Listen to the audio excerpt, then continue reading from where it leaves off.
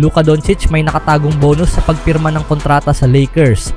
Alperen Sengun, buti hindi nakinig sa payo na hindi mag-NBA. Tiwala na magkampiyon kasama si Durant. At totoong gusto ng Warriors para kay Kuminga, isang future franchise player. Noong linggo, pumirma si Luka Doncic ng isang 3 taong kontrata na nagkakahalaga ng $165 million kasama ang Los Angeles Lakers na magpapanatili sa kanya sa prangkisa sa mga darating na taon. Bagamat may kaunting pagdududa na mangyayari ito ngayong off-season, pinawi nito ang anumang pangamba ng mga tagahanga ng Lakers tungkol sa pananatili ni Doncic sa team. Bagamat kikita si Doncic ng malaking halaga sa susunod na mga taon at may player option sa year 2028. May isa pang bonus sa kanyang kontrata na itinuro kamakailan ng NBA insider na si Mark Stein sa kanyang Substack. Magiging kwalipikado si Doncic na magkaroon ng full no-trade clause sa kanyang susunod na kontrata hanggat siya ay papasok bilang unrestricted free agent at pipirma ng isang ganap na bagong kontrata, iniulat ni Stein. Ipinunto rin ni Stein na technical na 3.5 season pa lamang ang maituturing na paglalaro ni Doncic para sa Lakers sa oras na maaari niyang i-decline ang kanyang player option para sa 2028-29 season. At maging isang free agent, ngunit ayon sa mga source ng liga na nakausap ng The Stein Line, siya ay ituturing ng 4 na taong miyembro ng Lakers sa panahong iyon dahil makukumpleto na niya ang 4 na sunod-sunod na season sa Purple and Gold. Ibig sabihin ay natupad na niya ang kinakailangang kondisyon upang maidagdag ang ganitong klaseng clause sa kanyang kontrata.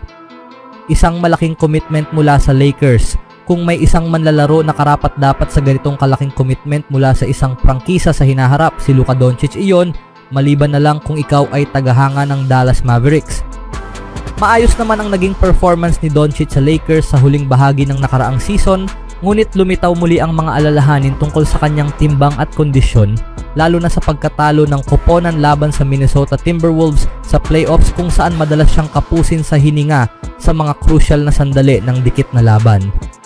Ngunit tila napawi ang mga alalahaning yon nang lumabas ang mga bagong litrato mula sa Men's Health magazine, kung saan makikita si Doncic sa pinakamaspayang kondisyon niya mula pa noong kanyang rookie season, na maaring patibayin pa ang pagiging matalinong investment ng Lakers sa kanya.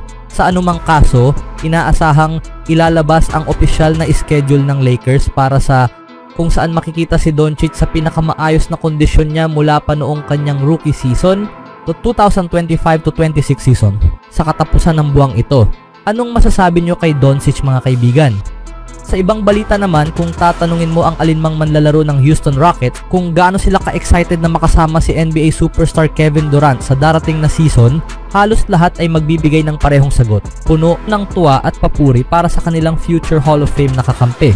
Hindi na iiba si Alperen Sengun, big man ng Rockets, nang makapanayam siya ng Turkish media, Anadolu Agency, habang naghahanda ang batang sentro para sa 2025 European Championship Eurobasket 2025 na gaganapin sa kanyang bansang Turkey. Excited akong makasama si Durant. Lahat kami ay sabik na makalaro siya. Walang pakialam ang edad niya, sa huli siya si Kevin Durant, sabi ni Sengun. Wala akong duda na marami siyang maibibigay sa team.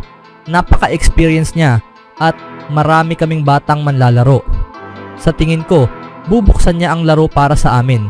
Napaka-epektibo niya sa opensa at depensa. Sa kasamaang palad, ang 23 taong gulang na sentro ay hindi umabot sa All-NBA third team dahil lamang sa ilang boto bilang pagtatapos ng kanyang ika-4 na taon sa liga. Gayunpaman, pinatunayan ni Sengun sa mga fans at sa front office ng Rockets na karapat-dapat siya sa kanyang 5 taong rookie extension na nagkakahalaga ng $185 million na kanyang pinirmahan bago magsimula ang season.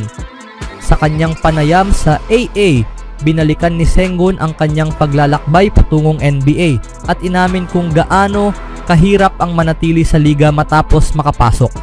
Nang umalis ako sa Turkey papuntang NBA, maraming nagsabi sa akin na huwag kang pumunta sa NBA. Ang layunin ko ay pagandahin ang katawan ko, matutong magsalita at iangat ang laro ko, sabi niya. Hindi madaling manatili sa NBA dahil bawat taon may 6 na pong bagong manlalaro na dumarating. Tanging ang mga masisipag lang ang nananatili.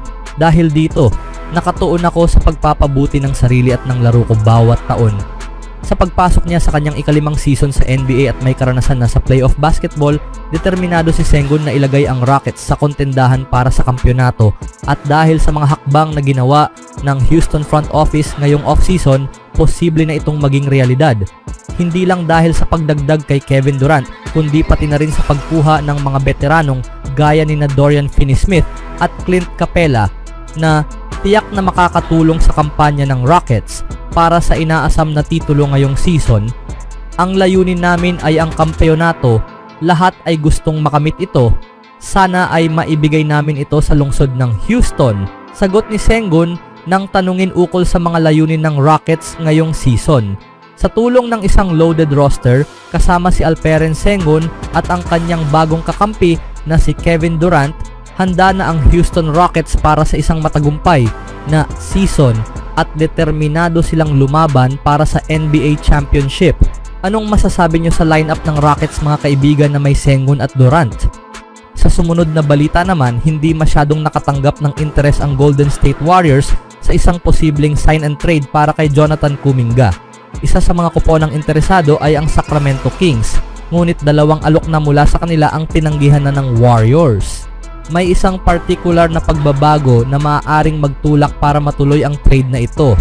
Ang unang trade package na inalok ng Kings ay nakatuon kina Devin Carter, Dario Saric at 2 second round picks. Pagkatapos, tinaasan nila ang alok para isama ang isang lottery protected first round pick. Ang issue ay tila nakatuon sa proteksyon ng pick na ito. Nagbigay ng ilang impormasyon si Sam Amick ng The Athletic ukol sa mga talakayan sa trade sa isang panayam sa 95.7 The Game, kung saan sinabi niyang may isang bagay na maaaring magpabago ng takbo ng usapan sa trade na ito at hindi ito kailangang may kinalaman sa mga manlalaro mismo. Kaya parang ang focus ng Warriors, ibig sabihin una sa lahat, sinabi sa akin na sina Keegan Murray at Keon Ellis ay hindi pa man lang nadidiscuss para sa kung anong halaga man yon, sabi ni Amick. At bukod pa doon, kung ang focus ng Warriors ay talaga sa pick at kung susundin ng Kings ang hinihingi ng Warriors, ay gawing completely unprotected ang 2030 first rounder. Naniniwala si Amick na mas nakatuon ang pansin sa pick kaysa sa mga manlalaro, at si Devin Carter, kung kasama pa rin sa offer, ay isang lottery pick 1 taon na ang nakalipas. Magiging magandang konsolasyon ito kapalit ni Kuminga kahit na kailangan nilang akuin ang kontrata ni Dario Saric sa loob ng 1 taon. Tumanggap rin ang Warriors ng interes mula sa Phoenix Suns, ngunit wala ng first round draft capital ang Suns na maipagpapalit, kaya hindi ito ikina-interest ng Warriors. Malinaw na gusto nilang makakuha ng isang batang manlalaro at isang first round pick bilang kapalit na maaaring mukhang mataas para kay Jonathan Kuminga, pero may interest pa rin sa batang forward. Ang mas malaking issue ay kung may timbang handang tugunan ang salary demands ni Kuminga. Kamakailan, tinaasan ng Warriors ang kanilang alok sa 2 taon, $45 million, ngunit ito ay tinanggihan ni Kuminga. Usap-usapan na gusto raw niya ng halos $30 million per year na para sa karamihan ng mga team ay masyadong mataas. Handa sanang mag-alok ang Suns ng 4 na taon, $90 million, ngunit dahil wala silang tamang assets para sa trade, hindi na umusad ang usapan. Ang pagtanggap ni Kuminga sa qualifying offer ay nananatiling posibleng mangyari upang mapatunayan niya ang sarili at makapasok bilang unrestricted free agent sa susunod na taon. Naging malinaw na ang target ng Warriors ay walang iba kundi isang first round pick na posibleng magiging franchise player sa hinaharap kung sakaling magre-retiro na itong si Stephen Curry. Anong masasabi nyo dito mga kaibigan?